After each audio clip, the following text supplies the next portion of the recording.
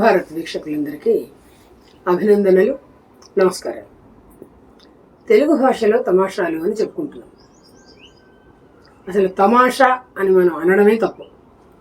వాళ్ళు తమాషా అని రాస్తారు, షాదీ అంటుంటాం, షాదీ అని రాస్తారు. షా కదా, మిలిక షాదీ అని రాస్తారు. సిగ్గు శరం లేదా అని తిడుతుంటాం మనం. శరం అంటే షకారం కాదు, విషయంలో షా కాదు, శరం శంకరుడిలో షా. తమాషా అనకూడదు. మనం తెలుగు వాళ్ళం, మన ఇష్టం, మనం నచ్చిన పదాలు వేరువేరు భాషల నుంచి తీసుకొని ఆంధ్రీకరించుకోవడం. అంటే అది అనువాదం కాదు, మన ఇష్టం వచ్చినట్టుగా దాన్ని మన భాషలోకి మలుచుకోవడం మనకున్న గొప్పతనం అదే. కనుక తమాషా అనే పదాన్ని తమాషాగా మార్చుకున్నాం. దేశ్ అని మన దేశము అంటాం కదా, షకారం.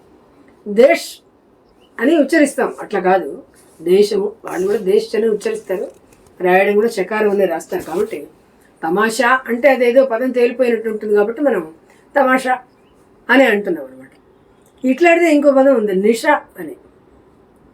అది నష అని పదం అనమాట. నా షకారం దీర్ఘం, నష అంటే మత్తు అని. దాన్ని నిష అని మార్చేస్తాం మనం. అది చెప్పా కదా ఇప్పుడే, మన తెలుగు వాళ్ళు మన ఇష్టం. ఏ భాషలో పదమైనా తీసుకుని అది మన భాషా పదంలాగా దాన్ని చక్కగా మలుచుకోగల నైపుణ్యం ఉన్న మహా గొప్పవాళ్ళం మనం. కనుక అట్లా. తర్వాత ఉర్దూ పదాలు, హిందీ పదాలు మనకు బాగానే మన భాషలో వాడుకలో ఉన్నాయని చెప్పుకున్నాం కదా. తయారవడం అంటుంటాం. తయారు హోనా హిందీ పదం. తయారు హోనా, తాకి ఐత్వం, తర్వాత యా దీర్ఘం, తయారు హోనా. తయారు కావడం అని పెట్టేసుకున్నాం దాన్ని. తయారు చెయ్యి, తయారు చేయడం.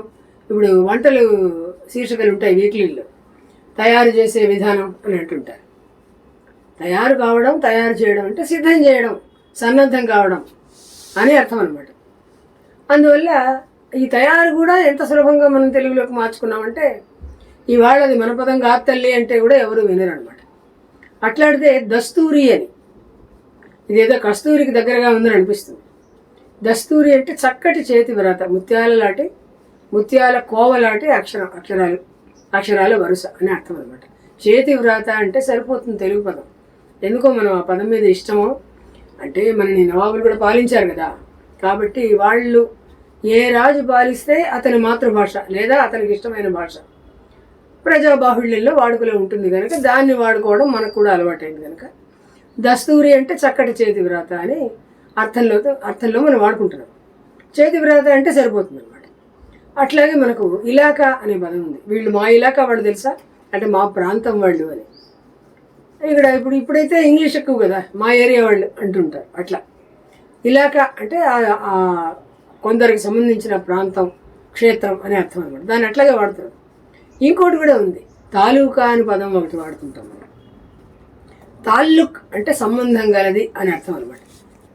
దీన్ని మా తాలూకు వాళ్ళు అని వాడేస్తాం. మాకు తెలిసిన వాళ్ళు, మాకు సంబంధించిన వాళ్ళు, మా పరిచితులు ఇట్లా అనకుండా మా తాలూకు వాళ్ళు అనేస్తాం. ఆ తాలూకు విషయం తెలుసా నీకు అట్లా అడుగుతుంటాం అనమాట. తర్వాత తరఫ్దారీకరణ అని ఒక పదం ఉంది వాళ్ళకు. అంటే ఒకరి వైపు ఒకరి పక్షాన మాట్లాడటం, ఒకరి పక్షం వహించి మాట్లాడటం. మనం కూడా ఏం చేస్తాం, తరఫ్ అంటే ఫకారం మనకు లేదు, ఫా లేదు మనకు. కాఫీ ఈ ఉర్దూలో ఉన్న ఫా అది లేదు మనకు. కానీ ఇప్పుడు ఏం చేస్తున్నారు జనాలు, వార ఫలాలు అనకుండా వార ఫలాలు అంటున్నారు. ఫలితం అనకుండా ఫలితం అంటున్నారు. ఫలం అనకుండా ఫలం అంటున్నారు.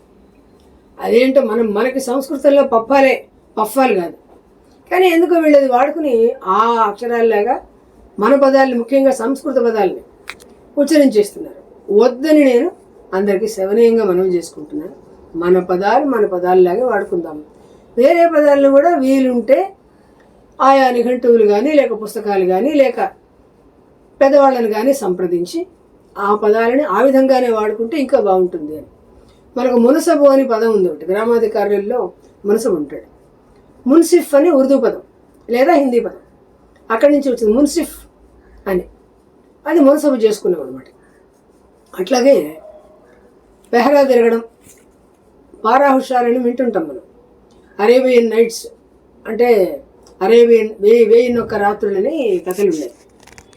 అందులో 1000 రోజుల పాటు ఒక అమ్మాయి ఒక రాజుగారికి కథ చెప్తుంది అనమాట.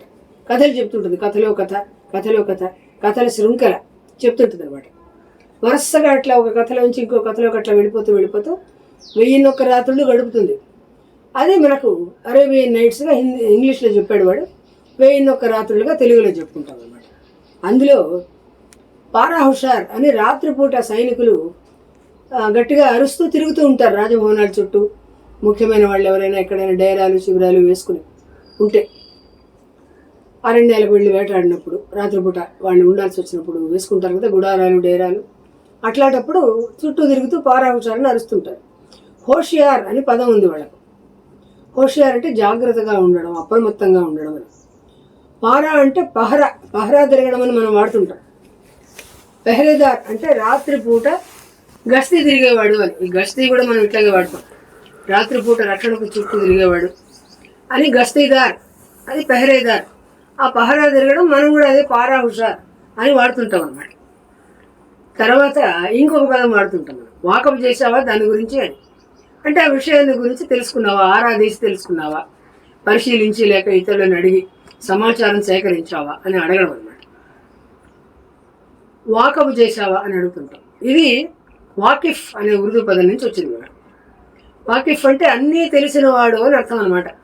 అన్నీ తెలిసినవాడు అనే అర్థాన్ని నుంచి దాన్ని పక్కకు తొలగించి అందులో ఉన్న ఇఫ్ తీసేసి బూ చేసుకున్నాం. ఇక్కడ వాకిఫ్ను వాకబు చేసుకుని విషయాన్ని గురించి తెలుసుకున్నావా, వాడిని గురించి సమాచార సేకరణ చేసావా అని తెలుసుకోవడానికి మనం వాడుతున్నాం అన్నమాట.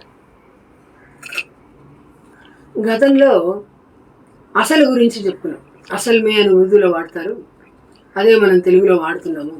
అసలు అంటే యథార్థమైనది, నిజమైనది, మూలమైనది అనే పదాలు కాకుండా అసలుమే, అసలు, నకిలీ అట్లా వాడేస్తున్నామని చెప్పుకున్నాము.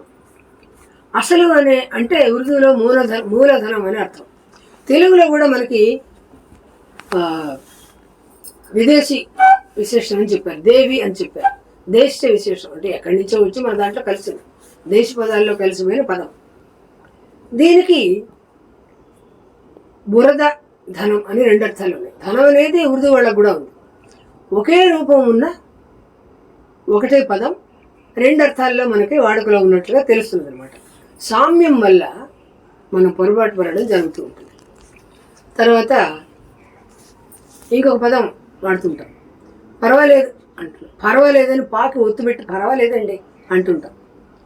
హిందీలో వాడతారు పర్వా నహి అని, అంటే ఆ పెద్దగా పట్టించుకునే పని లేదండి అని అర్థం. ఏం ఇబ్బంది లేదులే అన్నట్టుగా.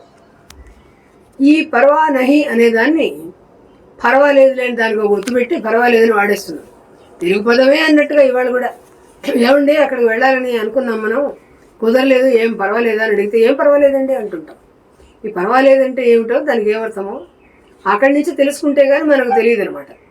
ఏమీ ఇబ్బంది లేదు, ఇవాళ వెళ్ళకపోయినా ఇబ్బంది లేదులే, మళ్ళీ పర్వాలేదులానే వస్తుంది. నాకు కూడా అలవాటు అయిపోయింది అట్లాగే తెలుగు పదాలలాగా వాడేస్తున్నాం అనమాట. మరికొన్ని పదాలను గురించి మళ్ళీ తెలుసుకుందాం. నమస్కారం.